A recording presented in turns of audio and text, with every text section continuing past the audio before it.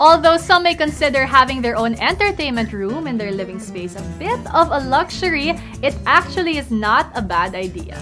Especially if you want to spend quality time bonding with your family over watching movies, maybe sporting events with friends, and a round of weeds just in the comfort of your own home. Right, especially if you want to go all night on a DVD marathon or perhaps even a karaoke marathon. Hi guys, I'm Bianca Gonzalez. And I'm Stephanie Zubiri Crespi. Join us today as we learn all about how to make your own media room. It's all about entertainment. From living spaces to living life beyond its confines. This is your ultimate guide to modern living.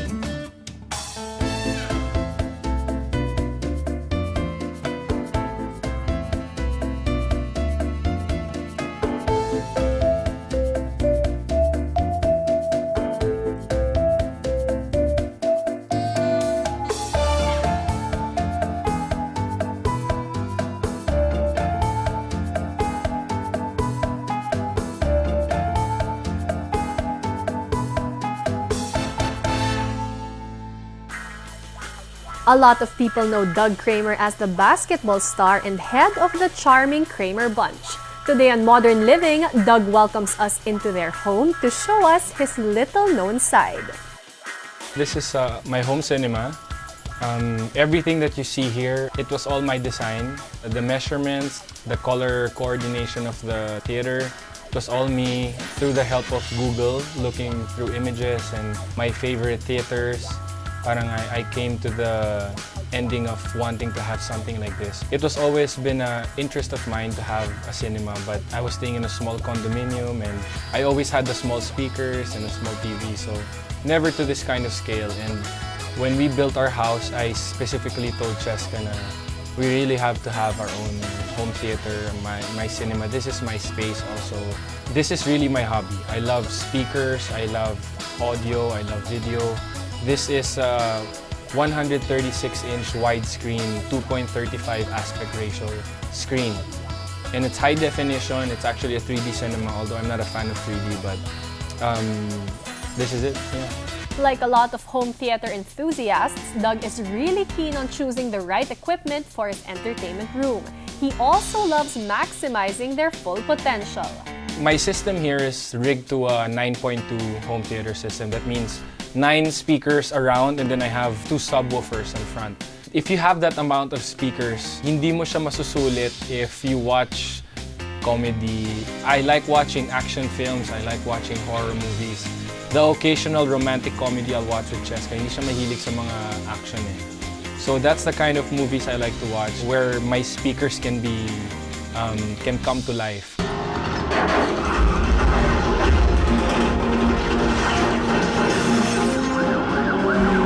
I started out with a 32-inch TV.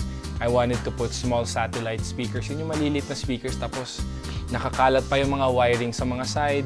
I mean, if you're a movie buff, that's fine, di ba? And how much is a 32-inch TV now? That's roughly about 12 to 15,000. You can even find some 50-inch branded TVs that are 25,000. That's a 50-inch already. And then speakers, you can invest in siguro mga 15,000. So, for the amount of 20,000 to 30,000, you have, in a way, a surround system already. But that's for the entry level, di ba? Don't jump into it right away na mapaprioritize mo lang yung home theater mo, di ba? I mean, if you have a bit of extra, then you can go the extra mile and do something like this. I was able to save up because this is really my interest, my hobby, so I was able to save up. I might have spent a bit, but in the end of the day, because it wasn't... actually, the only thing professionally done here was the calibration of my picture. Okay, that's the only thing. Kasi I don't know how to tinker with the picture settings. I know konti, but I needed a calibrator to do that. Other than that, everything, the wirings behind the walls, I know exactly. When I look at my cinema now, I can see the wires behind. That's how I look at my cinema. If I had a professional do this, I would have spent more than 2 times what I spent, because I conceptualized it. Even these seats, these are custom made. Those aren't. I wanted to have the feel of leather, lazy boy type of chairs, and then a more comfortable, soft fabric type of feel para you can lounge, you can lay down also. So that's how I wanted it. It's no big surprise that the Kramer's beautiful girls, Kendra and Scarlett, are now certified movie fans as well. Siguro in a week's time, maybe we watch range between 3 to 4 times, like that. So it's really being used. The only reason you'll really invest in a space like this and spend for something like this is to make sure that you use it, diba? Hindi yung papagawa ka ng ganito para lang masabi mo sa mga kaibigan mo or sa mga tao na, oh, may home theater ka. It's not like that. Me, this is my personal satisfaction. And if anyone wants to watch with me here, my friends, of course, they'll find it very impressive. I find it as a compliment, thank you, but at the end of the day, my satisfaction is what I look for always. Aside from having the ultimate man cave, Doug highly values the quality time that his family spends in this room. You're able to, a lot of movies that come out in the cinema, we don't watch na. Very rarely do we watch in the mall.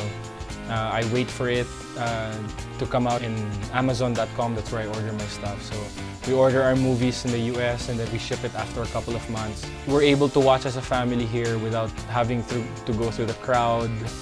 And here it's our rules, it's our house, diba? So we can eat here if we want and enjoy each other's company, and it's very nice. A media or entertainment room is becoming a popular feature of today's homes, and Doug has some advice for those who are planning to set up their own entertainment system. Well, to all the home theater enthusiasts, you don't have to jump to a big thing right away. Start out small, and then if you really love it, go the next level. Buy a receiver and amplifier para mas malakas na yung mga speakers nyo. Then once you do that, go into the big speakers and then the bigger screens, and then later on, go into a projection screen parang sa cinema na talaga. And don't make it your top priority because there are a lot of other things that you can prioritize. And once you have enough and then you can upgrade, then why not, diba? This is the man cave. And every guy, I'm sure, dreams of something like this. And thank God that he was able to bless us to acquire something like this. Why go out to the movies when you can have your own cinema at home? For movie buffs such as Doug Kramer and his girls, a home theater is really a dream come true.